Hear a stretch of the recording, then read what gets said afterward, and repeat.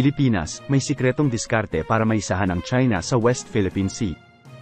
Ano ba dapat ang mga hakbang na dapat gawin ng Pilipinas para depensahan ang West Philippine Sea? Magugulat ka sa mga hakbang na pwedeng gawin ng ating gobyerno mga ka-IQ, panuuring mabuti at mag-comment kung agree ka ba dito. Imaginein mo, isang araw, nagising ka sa balita na ang iyong bakuran ay naging isang lugar ng digmaan.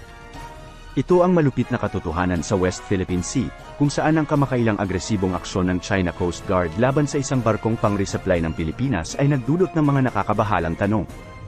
Hindi lamang ito tungkol sa sino ang may kontrol sa mga karagatan, kundi tungkol din sa kung paano magpapakita ng pagmamayari ang isang maliit na bansa tulad ng Pilipinas laban sa isang malaking bansa tulad ng China.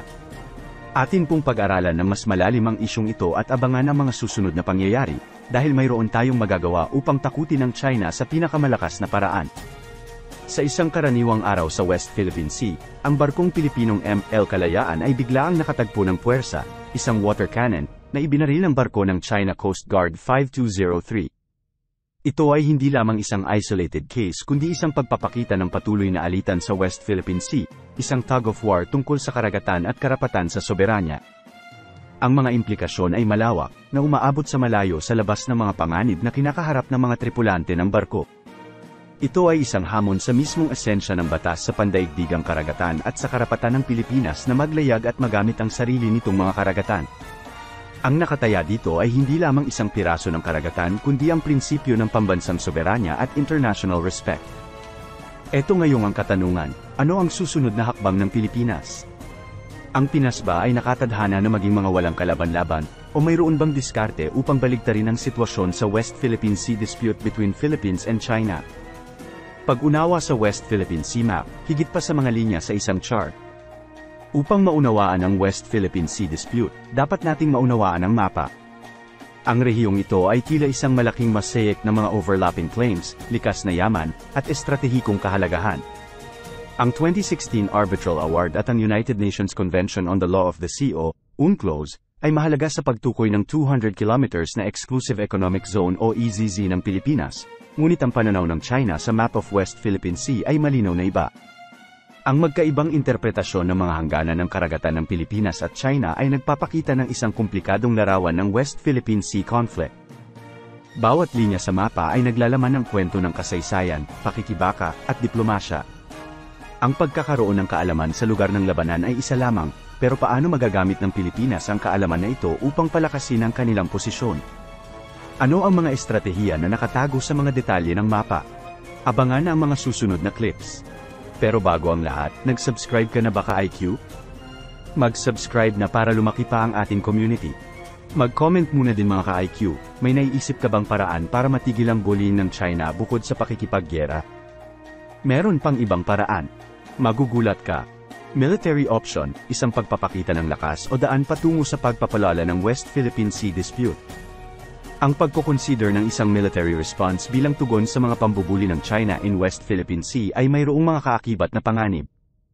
Ang pagpapadala ng hukbong pandagat at hukbong lupain ay maaaring magpalala sa sitwasyon, at maaaring humantong sa isang direktang pagtutunggali sa isang pandaigdigang superpower. Gayunpaman, mahalaga ang pagpapakita ng kakayahan ng militar para sa pambansang depensa at pagpapatibay ng soberanya. Paano nga ba makakatawid ang Pilipinas sa delikadong landas na ito? Sa video na ito, tatalakayin natin ang complicated balance ng pagpapakita ng lakas ng militar nang hindi nagkakaroon ng isang gyera. Sa pagkukonsider ng isang military response bilang tugon sa mga pambubuli ng China on West Philippine Sea, kinakailangan ng Pilipinas na masusing suriin ang kanilang kakayahang pandagat sa isang makatotohanang at estratehikong paraan. Ang layunin ay hindi makipag-ugnayan sa direktang tunggalian kundi upang ipahayag ang soberanya at hadlangan ng agresyon.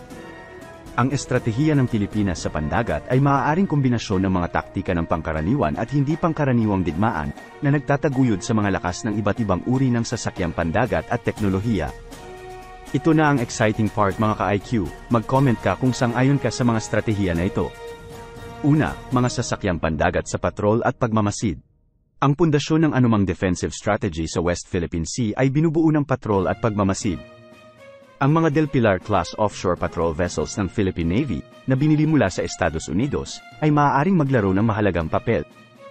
Ang mga barkong ito, na may mga advanced na surveillance system, ay maaaring gamitin para sa malawakang pagpatrolya na nagtitiyak ng patuloy na presensya ng Pilipinas sa mga pinag-aaway ang tubig. Bukod dito, maaaring isaalang-alang ng Pilipinas ang pagpapadala ng mga bagong asset nito, tulad ng BRP Jose Rizal at BRP Antonio Luna, na mga modernong frigates na may pinabuting electronic warfare at missile capabilities. Ang mga barkong ito ay maaaring magamit bilang hadlang laban sa anumang agresibong maniobra, na nagbibigay ng malinaw na senyales ng paghahanda ng Pilipinas upang ipagtanggol ang ating interes. Pangalawa, mga subsurface assets at anti-submarine warfare. Bagaman kulang pa ang malakas na submarine fleet ng Pilipinas, ang pag-invest sa mga sasakyang pandagat sa ilalim ng dagat ay maaaring magbigay ng malaking tulong sa ating defenses. Ang mga submarine, dahil sa kanilang kakayahang magtago at mag-strike, ay isang malakas na hadlang. Sila ay maaaring mag-monitor, magtipo ng impormasyon, at kung kinakailangan, makipaglaban sa mga banta nang hindi nagpapakita ng kanilang posisyon. Sa kasalukuyan, habang wala pang submarines, ang pagpapabuti ng mga kakayahang anti-submarine warfare o ASW, ay maaaring maging isang estratehikong hakbang. Ang pagpapadala ng mga ASW helicopter mula sa mga bases ay makakatulong sa pagmamasid at paghadlang sa anumang potensyal na banta mula sa mga submarine ng China. Pangatlo, asymmetric warfare tactics. Laban sa isang mas malaki at teknolohikal na mas may kakayahang kaaway, ang mga taktika ng hindi pangkaraniwan ay maaaring maging praktikal na paraan. Maaaring kasama rito ang paggamit ng mga mabilis na sasakyang pandigma, mga barkong may missile, at kahit na mga unmanned systems para sa pagmamasid at kung kinakailangan, sa mga offensive na operasyon. Ang mga mas maliit at mas magaan na sasakyang pandagat ay maaaring maging mahirap na target at maaaring mag-operate ng epektibo sa mga mababaw na tubig ng arkipelago. Pang-apat, pakikipag-ugnayan sa Air Force. Ang estratehiya sa pandagat sa West Philippine Sea ay dapat na mayroong koordinasyon sa Philippine Air Force. Ang mga sasakyang pang-surveillance at patrol aircraft ay maaaring mag-extend ng sakop ng maritime monitoring, nagbibigay ng mahalagang impormasyon at kakayahang magbigay ng maagang babala. Ang FA-50 Light Combat Aircraft ng Philippine Air Force ay maaaring magbigay ng suporta sa mga operasyon sa pandagat, nag-aalok ng isang multi-domain approach sa depensa. Panglima, international training and joint exercises. Ang pakikilahok sa mga joint exercises at training kasama ang mga kaalyado tulad ng Estados Unidos at Australia ay makakatulong na malaki sa kakayahan ng Philippine Navy. Ang mga exercise na ito ay nagbibigay ng pagkakataon para sa pagpapaunlad ng kakayahan, pagbabahagi ng impormasyon, at pagpapakita ng pagkakaisa sa rehiyon. Ang layunin ay hindi upang tugunan ang bawat barko ng China ngunit upang mag-develop ng isang matalino at adaptable na naval strategy na nagtataguyod sa mga kakayahan ng Pilipinas. Ito ay tungkol sa pagiging strategic, resourceful, at handa. Ang pagpapadala ng mga assets na ito at ang pag-adapt ng mga tactics na ito ay dapat na naglalayong maiwasan ang conflict, hindi magpakilos nito. Diplomasya at mga alyansa sa pandaigdigang komunidad, paghahanap ng lakas sa pagkakaisa. Ang Pilipinas ay maaaring magamit ang kanyang mga relasyong diplomatiko upang makakuha ng suporta sa West Philippine Sea issue. Ang estratehiyang ito ay hindi lamang tungkol sa negosasyon, ito ay tungkol sa pagbuo ng isang kwento na nakakabagbag damdamin sa buong mundo.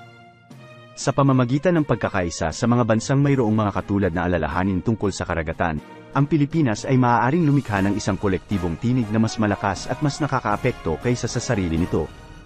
Ang kapangyarihan ng opinyong pampubliko at pambansang pagkakakilanlan. Sa mundo ngayon, ang opinyong pampubliko at pambansang pagkakakilanlan ay malakas na puwersa. Ang paraan kung paano nakikita at sinasagot ng mga Pilipino ang isyu ng West Philippine Sea ay maaaring magdulot ng malaking impluwensya sa patakaran ng gobyerno at sa internasyonal na pananaw. Kaya mga ka-IQ, bilang isang Pilipino, malaya tayong magsalita sa social media na hindi tayo sang-ayon sa ginagawang pangbubuli sa atin ng China. Nawa sana ay makarating ito sa ibang bansa at makahanap tayo ng lubos na kalayaan sa West Philippine Sea. Yun lang for today ang West Philippine Sea News mga ka-IQ. Sana ay naliwanagan kayo sa West Philippine Sea dispute between Philippines and China. Mag-subscribe na para magkita tayong muli.